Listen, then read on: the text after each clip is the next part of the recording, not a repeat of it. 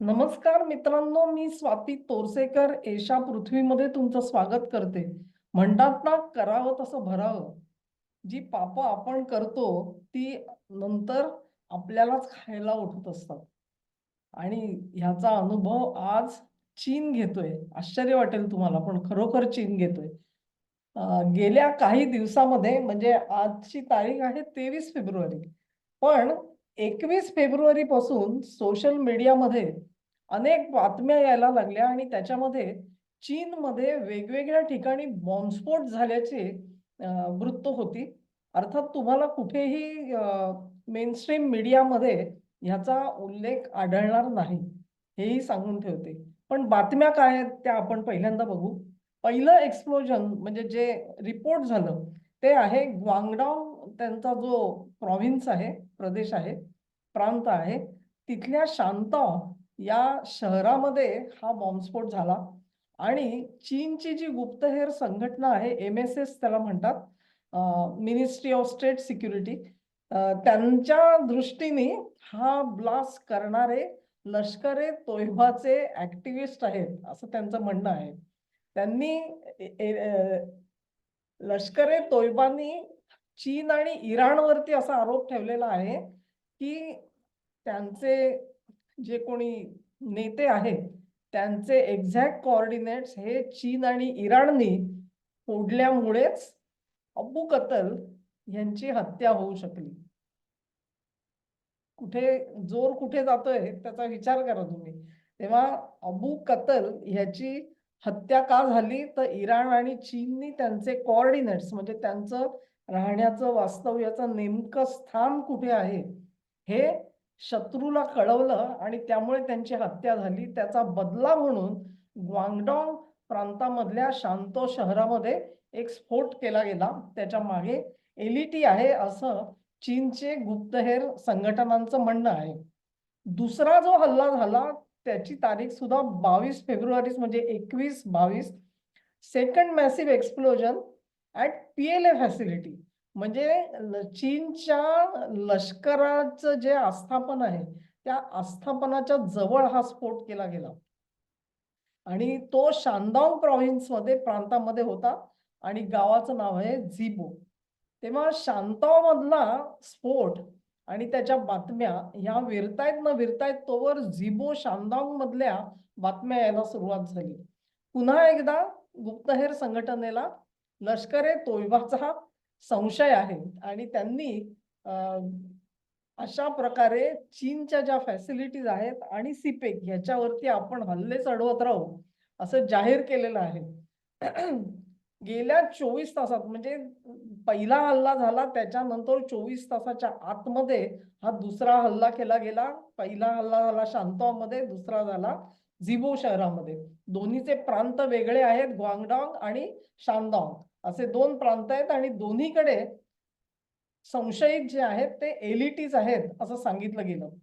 त्याच्यानंतरचा जो हे झाला स्फोट झाला तो देखील एका दिवसात म्हणजे 22 फेब्रुवारीलाच तोही रिपोर्ट आला आणि त्याच्यामध्ये फुजियान हा त्यांचा जो प्रांत आहे तिथे पुतियान नावाचं शहर आहे आणि त्या शहरामध्ये तिसरा स्फोट झाल्याची बातमी दिली गेलेली आहे.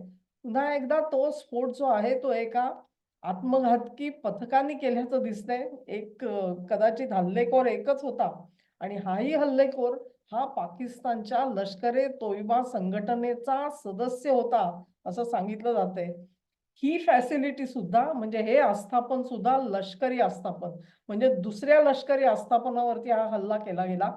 एक लक्षात घ्या, चीनच्या आतमध्ये म्हणजे मध्यवर्ती चीनमध्ये हे सगळे हल्ले घडताना दिसत आहेत. ते हल्ले काही पाकिस्तान मधली चीनची जी आस्थापना आहे त्याच्यावरती नाही होते. हे आता पाकिस्तानी दहशतवादी चीनमध्ये घुसलेले आहेत आणि तिथे हे हल्ले घडवून आणतायत असा त्याचा अर्थ होतो.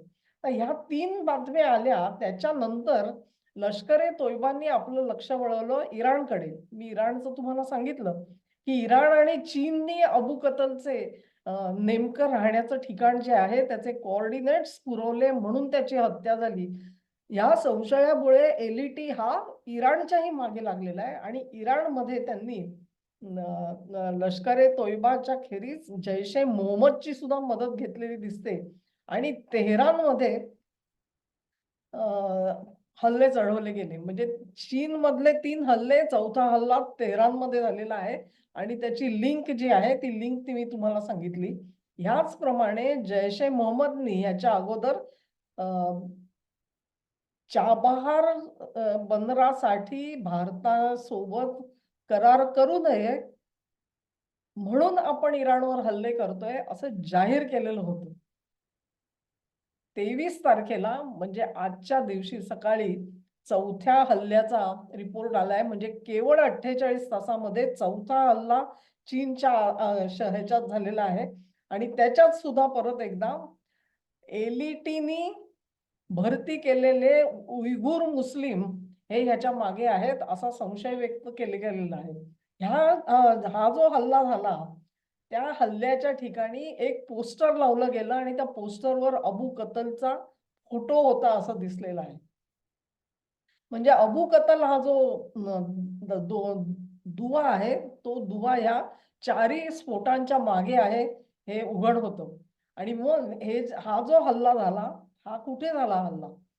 शानदांग झाला, तो झाला हल्ला फुजियान मधला झाला. हा हल्ला जो आहे तो युनान मध्ये झालेला आहे. युनान मधल्या डालिया शहरामध्ये झाला आणि तो लष्कर ए तोयबाच्या उयगुर मुसलमानांनी केला असा आरोप आता चीनची गुप्तहेर संघटना करताना दिसते आहे. परंतु मी तुम्हाला म्हटलं त्याप्रमाणे त्या पोस्टरवरती वी विल अवेंज अबू कतल म्हणजे अबू कतलच्या हत्येचा आम्ही बदला घेऊ असा संदेश सुद्धा तिकडे पोस्ट केलेला दिसला. तेव्हा या चारही बॉम्बस्फोटांच्या मागे लष्कर ए तोयबा आहे तसंच जैश ए मोहम्मदचा सुद्धा हात आहे असं सांगितलं जाते.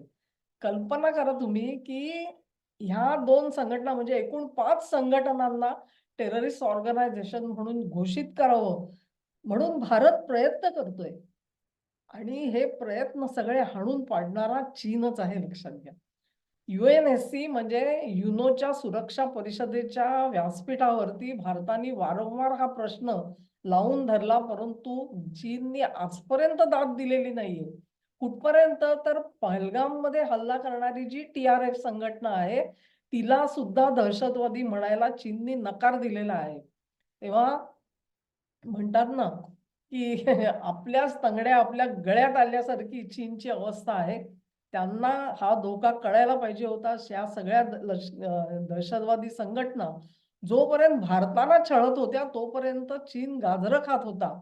आता ही मंडळी उयगुर मुसलमानांना भरती करतात आणि चीनमध्येच पाठवतायत हल्ले करायला.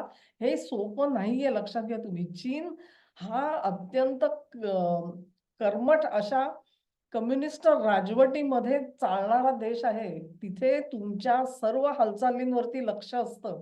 म्हणजे कुठपर्यंत तर असं म्हटलं जातं की चीननी काही सॉफ्टवेअर अशी एम्प्लॉय केलेली आहेत की CCTV वरती जी दृश्य दिसतात त्याच्यामध्ये एखाद्या माणसाच्या चेहऱ्यावरती राग दिसला किंवा तो काहीतरी त्वेषाने काहीतरी संताप चिडचिड दिसली तर त्या माणसाचा मागोवा घेतला जातो की हा का चिडलाय, हा संताप का व्यक्त करतोय, म्हणजे हा काहीतरी गुन्हा करणार आहे का, अशा प्रकारचं बंड करणार आहे का, एक्सप्लोजिव्ह वापरणार आहे का, बॉम्बस्फोट करणार आहे का, या सगळ्याचा मागोवा घेण्यासाठी त्याला म्हणतात सर्व्हायलन्स सिस्टीम्स चीननी लावलेल्या आहेत. आणि अशा ठिकाणी म्हणजे इतक्या किचकट अशा वातावरणात जिथे व्यक्तिगत नागरिकाला कुठलेही अधिकार नाहीयेत अशा ठिकाणी असे बॉम्बस्फोट घडवून आणणं ही सोपी गोष्ट नाही. त्यातले 2 बॉम्बस्फोट हे लष्करी आस्थापनामध्ये झालेले आहेत